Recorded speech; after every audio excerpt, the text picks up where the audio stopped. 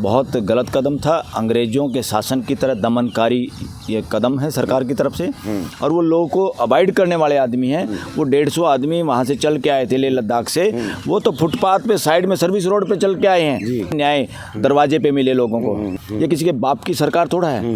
ये सरकार कोई राजा की सरकार थोड़ा है। ये सरकार कोई तानाशाही की सरकार थोड़ा है। ये डेमोक्रेसी है। यानी सरकार गलत कदम उठा रही, सरकार भयभीत है, सरकार के मन में चोर है। सुप्रीम कोर्ट की नाक के नीचे कैसे हो सकता है सोनम वांगचुक जैसे आदमी के साथ ये। नमस्कार, आप देख रहे हैं नेशनल दस्तक। मैं हूं रंजय कुमार। आज हैं हम सुप्रीम कोर्ट के पारांगण में और हमारे साथ बातचीत करने के लिए मौजूद हैं सुप्रीम कोर्ट के वरिष्ठ वकील बलराज मलिक साहब। और कल जो है सोनम वांगचुक जो है कल राजघाट पे आए थे। एक दिन पहले उन्हें पुलिस ने डिटेन कर लिया था और कल शाम को जो है ये कहा गया कि पुलिस उन्हें राजघाट लेके आ रही है। लेकिन काफ़ी देर रात जो है लगभग जो है 11 से साढ़े 11 के बीच में उनको लाया गया और काफ़ी पुलिस की मौजूदगी में पूरी तरह से राजघाट को एक तरह से किले में तब्दील कर दिया गया था। और उससे पहले जो है दिल्ली में किसानों को आने से रोका गया था, कीलें लगाई गई थी सड़क पे। आप ये सारा मुद्दा जानते हैं। और अब जबकि लद्दाख को लेकर कुछ बातचीत करनी थी, लद्दाख को छठी यानी सूची में शामिल करने के लिए बात जो थी उसको लेकर आ रहे थे दिल्ली और उनको पुलिस ने डिटेन किया। सर, क्या कहेंगे आप इस मसले पे? जिस तरह से एक शांति पूर्वक मार्च कर रहे थे, वो सरकार से आके मिलना चाहते थे, लेकिन सिंधु बॉर्डर से पुलिस ने उन्हें पहले ही डिटेन कर लिया। देखिए, ये सरकार की तरफ से बहुत गलत कदम था। अंग्रेज़ों के शासन की तरह दमनकारी ये कदम है सरकार की तरफ से।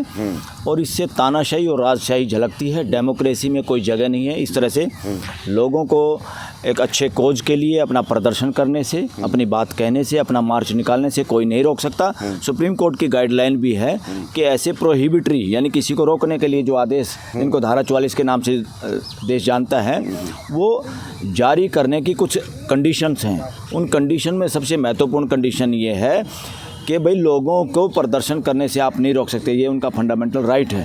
फंडामेंटल राइट को रोकने के लिए बहुत ही ज़रूरी चीज़ें, बड़ा बारीकी से चीज़ों को ध्यान में रख के तभी उनको रोक सकते हैं। और वो क्या है कि अगर देश को कोई शांति को खतरा है या देश के इंटीग्रिटी को खतरा है या कोई वायलेंस होने का खतरा है और इसलिए या रास्ते में कोई रुकावट वो डाल रहे हैं, लोगों का जो यातायात का रास्ता वो रोकता है। ये तो बेचारे साइड से चल रहे थे, इन्होंने रास्ता रोका ही नहीं। इतना पीसफुल मार्च देश में। और सोनम वांगचुक एक बहुत ही सुलझे हुए आदमी, बड़े अच्छे उच्च कोटि के पर्यावरणविद आदमी हैं और वो लोगों को अवॉइड करने वाले आदमी हैं। वो 150 आदमी वहाँ से चल के आए थे लेह लद्दाख से। वो तो फुटपाथ पे साइड में सर्विस रोड पे चल के आए हैं। उन्होंने रास्ता ही नहीं रोका किसी का। लोग रास्ते में उनका स्वागत कर रहे थे। और वो खाली अगर सरकार को मिलना होता, इनको डेमोक्रेसी का ज्ञान होता, ये डेमोक्रेटिक माइंड के लोग होते। सरकारों की ड्यूटी है, जनप्रतिनिधियों की ड्यूटी है कि वो जाके वहीं पे लोगों को, जैसे कहते हैं ना, न्याय दरवाजे पे मिले लोगों को, जस्टिस एट डोर स्टेप। इसी प्रकार टॉक एट डोर स्टेप, लोगों से बात की जाए जिनमें रोष है समाज के लोगों में या किसी भी वर्ग में, उनसे बात करने की ड्यूटी सरकार की। ये किसी के बाप की सरकार थोड़ा है। ये सरकार कोई राजा की सरकार थोड़ा है। ये सरकार कोई तानाशाही की सरकार थोड़ा है। ये डेमोक्रेसी है। डेमोक्रेसी में डेमोक्रेटिक लीडर्स की, डेमोक्रेटिक रिप्रेजेंटेटिव की और उसको सरकार को चलाने वाले लोगों की ये ड्यूटी है घर पे जाके मिलें। और वो एक अच्छे कोच के लिए बात कर रहे थे, उनसे वहीं पे बात करनी चाहिए। कितने दिन वो आदमी भूख हड़ताल किया। अब जब दिल्ली में आ रहे थे, लोगों का उसको समर्थन मिल रहा था। और वो अब इस बात को न केवल लद्दाख के लिए पूरे दुनिया को जागृत करना चाहता था वो आदमी। और वो मैसेज पहुंचा है, उसी के लिए वो दिल्ली आया था। और जानबूझ के तब्दील करना, इस तरह से करना, ये महात्मा गांधी को पहले पकड़ते होंगे जब अंग्रेजों के शासन में, और हमारे क्रांतिकारी लोगों को पकड़ते होंगे। ये उससे भी बुरी स्थिति है। सुप्रीम कोर्ट की गाइडलाइन के बावजूद भी एक डेमोक्रेटिक कंट्री में सुप्रीम कोर्ट की नाक के नीचे, दिल्ली हाई कोर्ट की नाक के नीचे इस तरह का वायलेशन गाइडलाइन का हो रहा है। और ये तमाशा देख रही है हाई कोर्ट और सुप्रीम कोर्ट। इनको सो मोटो एक्शन लेना चाहिए। ये देश के लोगों के फंडामेंटल राइट के साथ समझौता हमारे देश की कॉन्स्टिट्यूशनल कोर्ट मूक दर्शक बन के देख रही हैं। शर्म आनी चाहिए कॉन्स्टिट्यूशनल कोर्ट को इस देश में कि कैसे रोक सकते हैं हम। वो ना लोग वो हिंसा कर रहे थे, ना हिंसा की कोई शिकायत थी, ना कोई आतंकवाद का वो मामला था, ना वो रास्ता रोक रहे थे और उन लोगों को रात को 11 बजे आप समाधि पे ले जाते हैं चोरी चकारी से पकड़ के अंधेरे में, तो क्या मतलब है? यानी सरकार गलत कदम उठा रही, सरकार भयभीत है, सरकार के मन में चोर है, चोर के मन में मोर, और इसीलिए उसको जानबूझ के रोकना चाहते थे ताकि उन चीज़ों का पूरे देश को, पूरी दुनिया को दिखाई ना दे। डराने का काम था। पहले किसानों के साथ इन्होंने ऐसा किया, अब एक सोनम वांगचुक के साथ ऐसा किया।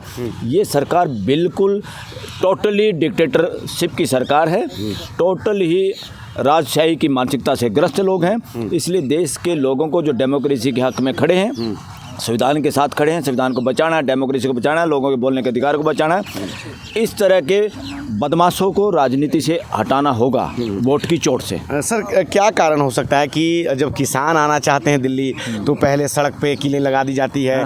किसान भी इस देश के नागरिक हैं, किसान इस देश के अन्नदाता है, वो भी उतना ही टैक्स पे करते हैं जितना कि हम टैक्स पे करते हैं, लेकिन दिल्ली आने के समय उनको रोक दिया जाता है। अब जबकि लद्दाख से सोनम वांगचुक आना चाहते हैं, जबकि वो कई दिनों से अनशन पे वहाँ बैठे थे, वो वहाँ भी बात कर सकते थे सरकार उनसे, लेकिन सरकार ने वहाँ बातचीत नहीं की। और जब दिल्ली आना चाहते हैं उनको डिटेन कर लिया जाता है, पुलिस थाने में रखा जाता है। जब मुख्यमंत्री उनसे मिलने जाती हैं, दिल्ली की मुख्यमंत्री आतिशी, उनको तक नहीं मिलने दिया जाता है। तो एक आज़ाद देश में एक आम नागरिक के अधिकारों का उल्लंघन होता है और हम सुप्रीम कोर्ट में हैं और सुप्रीम कोर्ट बहुत सारे मामलों पर सू मोटो लेती है, लेकिन यहाँ चुप है। यहाँ दिल्ली पुलिस को लेकर उस पर कोई कार्रवाई नहीं हो रही है। एक आम नागरिक के अधिकारों का जो मूल अधिकार होते हैं, इससे तो एक आम आदमी कि जब एक जो ऐसे व्यक्ति जो समाज में जाने माने हैं उनके साथ अगर पुलिस इस तरह का व्यवहार करती है तो एक आम नागरिक अपने अधिकारों के लिए कैसे उठ पाएगा? जब ऐसे मामले सामने आते हैं तो ये दिखाई देता है कि यहाँ के जो कॉन्स्टिट्यूशनल कोर्ट हैं, लगता है वो किसी राजा की कोर्ट हैं, लगता है वो किसी तानाशाह की कोर्ट हैं। इसलिए अगर ये कोर्ट संवेदनशील होती तो ना तो हिम्मत सरकारों की होती, न धारा 44 लगाने वालों की होती। तुरंत उसको बुलाते, किसने धारा 44 लगाई, क्या खतरा इनको बताइए।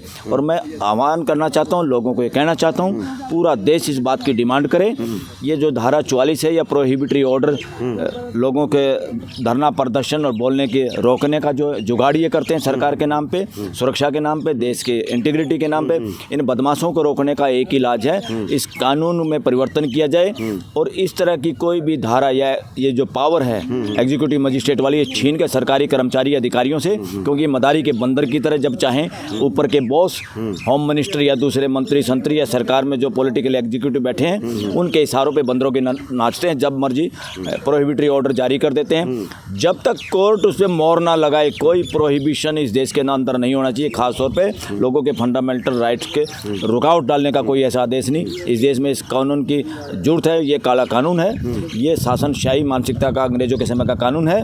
कोई इस पर ध्यान नहीं दे रहा, इस पर अब ध्यान देने की जरूरत है और आने वाले दिनों में इसमें अमेंडमेंट और इसमें चेंज करने की जरूरत है। ये करना तो चाहिए था सुप्रीम कोर्ट को, सुप्रीम कोर्ट को अब तक कर लेना चाहिए। इनकी गाइडलाइन भी काम नहीं आ रही। सुप्रीम कोर्ट की नाक के नीचे कैसे हो सकता है सोनम वांगचुक जैसे आदमी के साथ ये? और उनको तो कहते हो ट्रैक्टर लेके आते हैं किसान, तो रास्ता रुकेगे फलाना। अरे सर्विस रोड है जीटी रोड पे, सर्विस रोड से किसान भी आ सकते थे। तुम लोगों के प्रदर्शन से डरते हो, तुम इसका मतलब चोर हो, और चोर ही डरता है।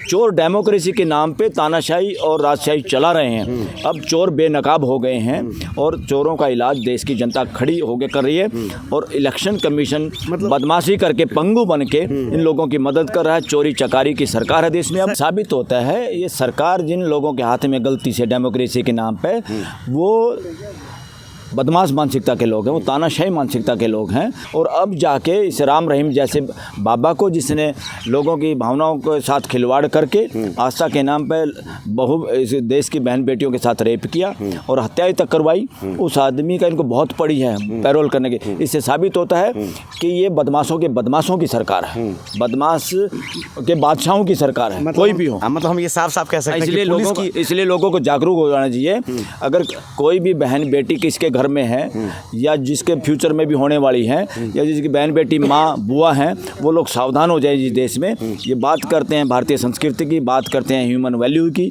मानवीय मूल्यों की, इनको कोई लेना देना नहीं, ना डेमोक्रेसी से। इनको सबक जरूर सिखाने की, अगर आप अपने देश, अपने खुद की बहन बेटियों, माँ बाप, बुआ दादी की इज्जत के साथ हैं तो इनको उखाड़ फेंकने की जरूरत है। सर ये पुलिस जो है लोक व्यवस्था और सुरक्षा के नाम पर जब एक आम आदमी को रोक ली थी तो क्या इसको एक तरह से इलीगल माना जाएगा? एक आम आदमी इसको क्या समझे? किसको?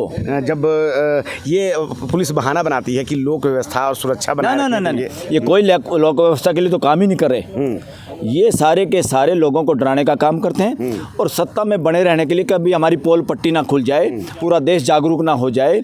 अब कुछ इलेक्शन भी हैं देश में, कभी उनमें सारा का सारा पर्चा वैसे ही इनके इलेक्शन में भीड़ आ रही, सारे ड्रामेबाजी करके देख लिए। अब ये नंगे हो चुके हैं देश के सामने। अब देश इनको किसी भी सूरत में एक्सेप्ट करने वाला नहीं इस मानसिकता को। मैं यहाँ इंडिविजुअल उस पर नहीं जाता, मैं मानसिकता पे जाता हूँ। मानसिकता बहुत घटिया मानसिकता के लोग सरकार में बैठे हैं, बहुत ही निम्नतम स्तर की मानसिकता है। इनकी वजह से इस देश के और बंटवारे हो सकते हैं। जितना जल्दी हो इनसे छुटकारा पाना इस देश के लिए बहुत ज़रूरी है। धन्यवाद सर। Ji thank you. तो आपने सुना बलराज मलिक साहब को, जिन्होंने साफ साफ बताया कि किस प्रकार से पुलिस जो लोक व्यवस्था और सुरक्षा के नाम पर जब एक आम नागरिक जो है पर्यावरणविद सोनम वांगचुक अपनी बात को रखने के लिए दिल्ली सरकार से मिलना चाहते थे, राजघाट पर पुष्पांजलि अर्जित करना चाहते थे, लेकिन पुलिस ने उन्हें आने से रोका और डिटेन किया और उन्हें अपनी हिरासत में रखा। तो ये जो है एक तरह से गैर कानूनी है। ये सब सुप्रीम कोर्ट के या कोर्ट के ऑर्डर के साथ होना चाहिए, मजिस्ट्रेट के ऑर्डर के साथ होना चाहिए, लेकिन ऐसा कुछ भी नहीं हुआ। तो ये गैर कानूनी है। कहीं ना कहीं जनता को डराने का काम पुलिस कर रही है। क्या है आपकी राय छोटी सी बातचीत पे? आप अपनी राय हमें ज़रूर बताएं। मैं रंजय कुमार, कैमरामैन श्रवण के साथ नेशनल दस्तक। धन्यवाद। नेशनल दस्तक की आपसे गुजारिश है कि अगर इसको बचाना चाहते हैं तो नेशनल दस्तक को सब्सक्राइब करने के लिए रेड कलर के सब्सक्राइब बटन को दबाएं, फिर बेल आइकन की घंटी दबाएं। नेशनल दस्तक को बचाने के लिए बहुत ज़रूरी है कि हर खबर को शेयर करें, लाइक करें, कमेंट जरूर करें।